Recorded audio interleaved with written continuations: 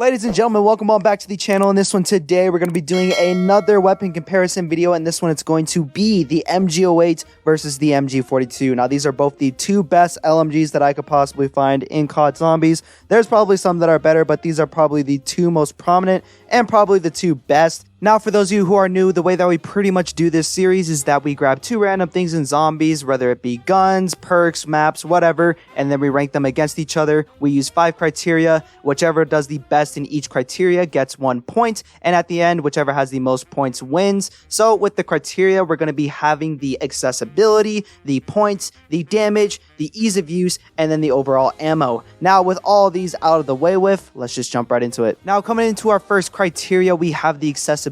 Now, with the accessibility, the MG08 isn't actually too accessible compared to most other guns. It isn't a wall weapon, so you can't really buy ammo off of the wall with it. But it does have one unique way of getting it. If you do a side little Easter egg on Origins, you can actually get this gun fairly easy as long as you're able to build the Maxis drone. You go around the map, you collect 4 little coins, and then once you get those, then you can get the MG08 for free. Very, very good in terms of accessibility on that end. Now, I would prefer if it was a wall weapon because it would be a lot easier to just buy the weapon off the wall and then you can get more ammo that way. But it is a lot better than most other weapons in zombies because there is actually another way to get it than just getting lucky from spinning the box. So for that, it does have some pretty good accessibility overall. Granted, not the best compared to some other weapons, but still pretty decent. Now, moving on to the MG42, it is primitive for the time. You can only get it from the box. You can't do a side Easter egg or buy it from the wall, which does kind of suck. Granted, it isn't the hardest weapon to get out of the box. The rarity chances aren't too low with this weapon. Overall, though, I still would prefer the MG08 in terms of accessibility because it is a little bit better. But the MG42, I mean, it's a box weapon. You can't really put it high in terms of accessibility because you do have to rely on all of that box luck. Overall, though, I would say it's definitely an easy win for this round to the MG08. Granted, it is a little bit close because the MG08 barely beats it out just because it has more advanced systems in terms of just zombies in general, where you can just do another side Easter egg and whatnot. And the MG42 on both Doris and Nocturne Totem or any World at War map that it's on does not have that accessibility in terms of just doing a side Easter egg. So for that, definitely a win towards the MG08 for this round. Now, moving into our next category, we have the damage. Now, when it comes to the damage, it is by far one of the most important categories when it comes to using an LMG. You're most likely going to be camping every single time you use one of these guns because it's way too heavy to move around the map with.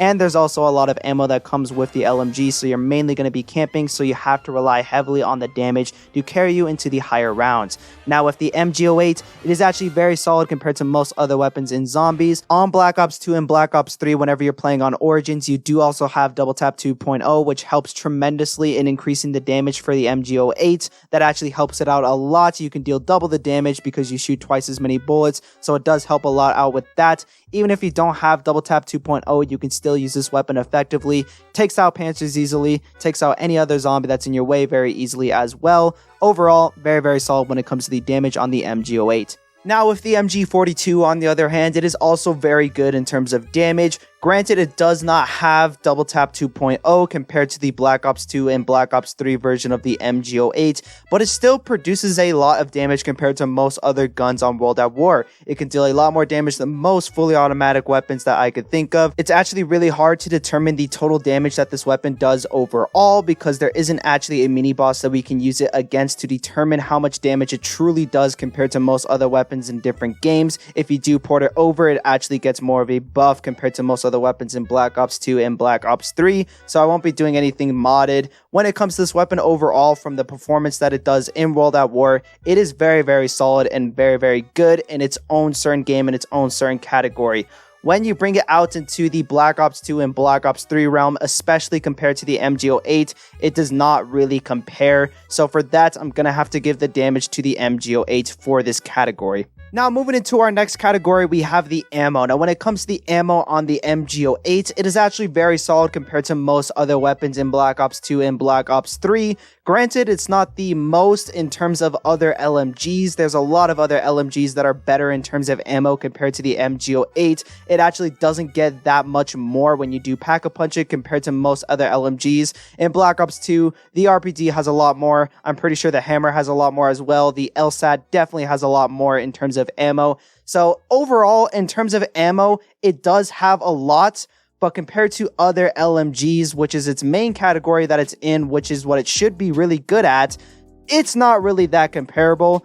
Still very, very good, but compared to everything else that it's in its category, not the best. Now moving on to the MG42, it actually has more ammo than every single World at War weapon, which is actually really solid, especially for the time. It has about more than 800 rounds when you get it fully pack-a-punch, which is really good, especially for an LMG. You're going to need all those bullets if you're camping into a corner, especially because the accessibility is really lacking. You're not going to be able to refill the ammo with this weapon that often, so you do have to rely on that large amount of ammo to carry you through the higher rounds. When compared to most other LMGs and compared to the MG08, the MG42 destroys it completely when it comes to the ammo. It has a lot more, it can carry a lot more, especially in terms of clip size, in terms of magazine size, much more. So for that, we're going to be giving it the point for this round. Now moving into our next category, we have the points. Now when it comes to the point generation on the MG08, it is actually very solid compared to most other weapons on Black Ops 2 and Black Ops 3. Granted, there isn't a wall buy for it, so you do have to constantly go and get the gun again or pick up a different weapon if you do run out of ammo just by trying to get more points with this gun on the later rounds. But on the early rounds, you do have a large amount of damage and a really fast rate of fire that can help you kill zombies into the later rounds while also getting points at the same time. Compared to most SMGs and most ARs, the MG08 isn't really the best, but compared to wonder weapons and shotguns and snipers, it actually isn't too bad. Now with the MG42 on the other hand, it is actually really solid at making you points, especially compared to most other weapons in World at War. On World at War, you do have really fast firing guns like the Thompson or the PPSH, which are really good at getting you points, and the MG42 can actually compete with them because it does also have a fast rate of fire. Granted, it isn't a wall buy like the Thompson, but it shoots just as fast as the PPSH and holds more ammo, so if you are camping, you can rely on this gun a lot to get you a ton of points. And compared to the MG08, it's actually a lot better because it does deal a little bit less damage compared to the MG08, but it also shoots a lot faster, which means that you're able to shoot a lot more bullets into the zombies and in terms get a lot more points into the early rounds and into the later rounds as well. So for that, I'm going to have to give the points to the MG42. Now moving into our last category, we have the ease of use. Now when it comes to the ease of use on LMGs, it is a very important category, not only in terms of mobility, but also in terms of recoil and reload times, which is really important to these guns because LMGs are mainly known to be super clunky and hard to move around with. So if you are really good at making the reload times and moving around with on the map, you're actually really solid compared to most other LMGs in the game. And the MG08 is no exception to that. In terms of moving around the map, it is by far one of the easiest to move around with in terms of LMGs. In terms of reload times, really quickly to reload this gun as well. You just detach the mag and then it really quickly comes back on.